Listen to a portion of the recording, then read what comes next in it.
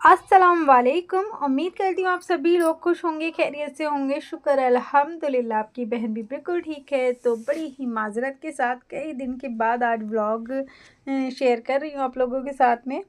तो मैं बना रही थी यहाँ कोफ्ते। कोफ्ते तो मुझे लगता है हर एक मुस्लिम फैमिली में सबके ही फेवरेट होते हैं। तो ये है, इसको ना बच्चे, बुज़ुर्ग, बड़े सभी शौक़ से खा लेते हैं। तो मैंने ना ये आधा किलो कीमा लिया था और हरी मिर्ची, अदरक, हरा हरा धनिया नहीं था मेरे पास, और प्याज। ये तीनों चीज़ें मैंने हाथ से ही चॉप की थी, चॉपर से नहीं की थी।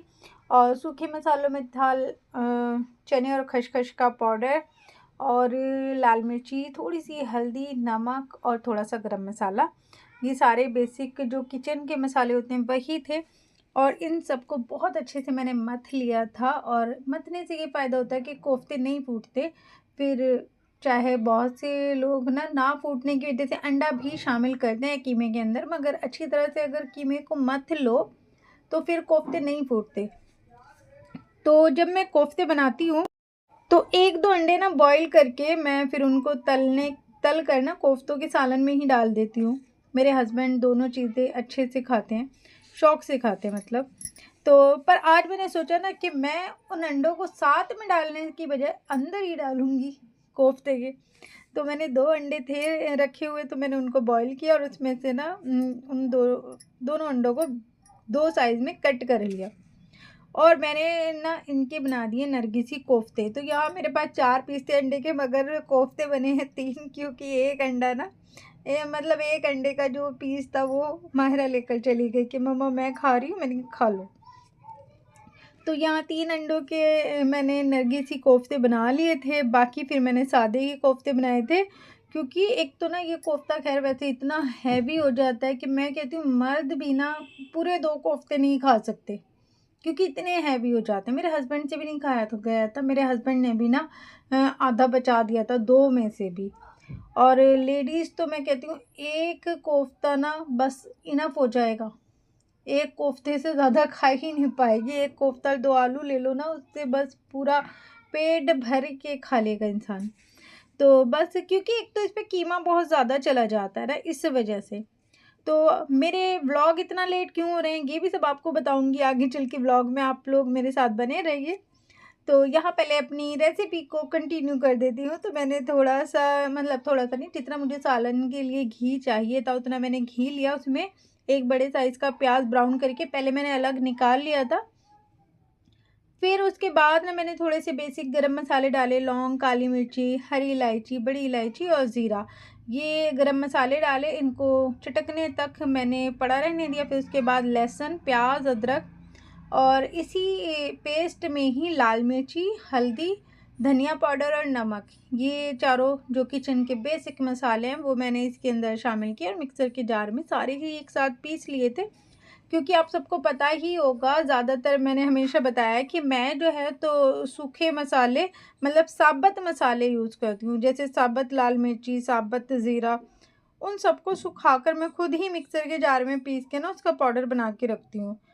तो फिर बहुत सी बार जब मैं पीस रही होती हूँ लहसुन, प्याज़, तो मैं उसी के अंदर ना ये सारे सूखे मसाले डालकर साथ में ही पीस देती हूँ, वो और थोड़े बारीक हो जाते हैं। तो बस मसाले की बुनाई की, और बुनाई करने के बाद थोड़ा 1-2 तेज़पात के पत्ते शामिल किए, और फिर मैंने कोफ्ते डालकर ना 5 मिनट तक कोफ्तों को मसाले में पकाया। फिर थोड़ा-सा पानी डाला, फिर ढककर 5 मिनट पकाया। फिर उसके बाद में मैंने आलू शामिल कर दिए। तो इससे ना ये होता है कि कोफ्तों के अंदर तक जो ग्रेवी का टेस्ट होता है ना वो अंदर तक पहुंच जाता है, और बहुत ही मज़े के कोफ्ते बनते हैं। फिर बस आलू डाल दिए। आलू तो ज़रूर ही, वैसे बहुत से नहीं भी डालते हैं कोफ्तों में आलू, पर भाई मेरे घर में आलू ज़रूर चाहिए। क्योंकि मेरे बच्चों से अगर पूछो क्या बनाना है तो वो आलू कोफ्ते बोलेंगे, मगर जो है ना वो कोफ्ता नहीं खाते हैं, वो सिर्फ आलू ही खाते हैं। तो इसीलिए आलू तो मेरे घर में ज़रूर डलते हैं।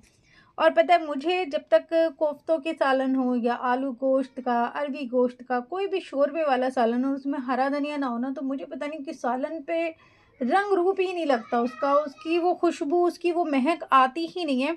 मगर बस मजबूरी ये कि छोटे बच्चे हैं, मोहल्ले में जो सब्जी वाले आते हैं वो उस टाइम पे आते हैं जिस टाइम पे बच्चे घर पे नहीं होते, जैसे स्कूल गए हुए हों या ट्यूशन गए हुए हों। और मैं खुद से दरवाजे पे खड़े होकर लेती ही नहीं हूँ, आज तक भी नहीं लेती हूँ, तो इसी वजह से। और हस्बैंड का टाइम ऐसा होता है कि जब वो वापस आ रहे होते हैं तब भी कोई सब्जी वाले इतना ख़ास मिलते नहीं हैं, और फिर वो जल्दबाज़ी में लाना भी भूल जाते हैं। तो बस मेरे कोफ्तों में यही अधूरापन था कि हरा धनिया नहीं था। फिर जी ये होता है कि मेरा बेटा जो है आलू कोफ्ते कह तो देता है, मगर वो कोफ्ता नहीं खाता, तो इसलिए जब मैं कोफ्ते बनाती हूँ थोड़ा-सा कीमा निकालती हूँ और उसके लिए ना कीमे वाले पकौड़े बना देती हूँ। वही कीमा जो कोफ्तों का होता है उसकी बारीक-बारीक सी पतली-पतली सी टिक्कियाँ बनाती हूँ, बेसन में डिप करती हूँ और उसको पकौड़े बना देती हूँ। छोटी शहज़ादी जो है तो उनको कीमे के पकौड़े इतने ज़्यादा पसंद नहीं हैं, तो उनको आलू के ज़रूर चाहिए होते हैं। और जो मेरा बीच वाला शहज़ादा है, मेरा प्यारा-सा बच्चा, भोला-सा बच्चा, वो सब कुछ खा लेता है, वो इतने नखरे नहीं दिखाता, उसको कुछ नहीं खाना होता तो नहीं खाती है, मगर वो ज़्यादातर ये होता है कि खा लेती है। हाँ, अगर कोई चीज़ नहीं खानी है तो फिर तो उसको खाएगी ही नहीं, मगर ज़्यादातर वो कीमे के पकौड़े भी खा लेती है, वो आलू के भी खा लेती है, तो इसीलिए वो तो मेरा प्यारा बच्चा ना, वो दोनों चीज़ों की खा लेगी, मगर वो जो छोटा लड्डू और सबसे बड़ा लड्डू है ना, वो नखरे वाले हैं। बड़ा लड्डू आलू के नहीं खाएगा, सबसे छोटा लड्डू कीमे के नहीं खाएगा। तो बस मैंने फिर दोनों ही तरीके के पकौड़े बना दिए, कीमे के भी बना दिए और आलू के भी बना दिए, ताकि माशाल्लाह से तीनों बच्चे खा लें, कि अगर रोटी थोड़ा कम भी खाएँगे तो उससे पहले ही ये पकौड़ों से उनका पेट फुल हो जाएगा, थोड़ी बहुत फिर रोटी भी खा लेंगे तो और सोने पे सुहागा हो जाएगा, पेट बच्चों का माशाल्लाह से फुल हो जाएगा। तो जी अब आते हैं मेरी बात पे कि मैं 3-4 दिन से दोनों ही चैनलों से लापता क्यों हूँ। दरअसल मेरी फैमिली में ना एक शादी फंक्शन है। अब आपको तो पता ही है, जब हम लेडीज़ ने कहीं शादी में जाना हो, ओए होए! तो फिर तो हमने फेशियल भी कराना है, फिर तो हमने पार्लर भी जाना है, और कुछ ना कुछ हो तो हमारा मार्केट का काम तो ज़रूर से निकल आना है। तो यही मेरे साथ भी हुआ। मैं पहले एक दिन पार्लर गई हूँ, फेशियल वगैरह कराया है, मेहंदी भी लगाई थी, है ना? तो अब थोड़ा-सा आगे-पीछे होकर ये व्लॉग मैं इन दिनों में ना शूट तो करती रही, मगर वॉइस ओवर करने का टाइम ही नहीं मिल पा रहा था, तो आप लोगों के साथ मैं शेयर करती रहूँगी। तो जी बस यही था कि टाइम नहीं मिल पा रहा था वॉइस ओवर का। बाकी थोड़ी बहुत शॉपिंग की बच्चों की, अपनी नहीं, अपनी अल्लाह का शुक्र है सब कुछ था, पर एक माँ के लिए तो यही होता है कि उसके बच्चों के पास सब कुछ हो। तो मैं उन्हीं में से ही हूँ। मैं फिर थोड़ी-सी बच्चों की शॉपिंग की है, वो भी आप लोगों के साथ में शेयर करूँगी कल के ब्लॉग में। तो ये ब्लॉग आपको कैसा लगा? रेसिपी कैसी लगी? कमेंट करके ज़रूर बताइएगा, और आने वाले ब्लॉग में अपना जो मशरूफ़ियात थी मेरी, वो सब भी आप लोगों के साथ में शेयर करूँगी। तो ये मेरा छोटा-सा परिवार है, माशाल्लाह से। आप सब भी माशाल्लाह बोल दें। अपनी बहन को रखिएगा दुआओं में याद। अल्लाह हाफ़िज़।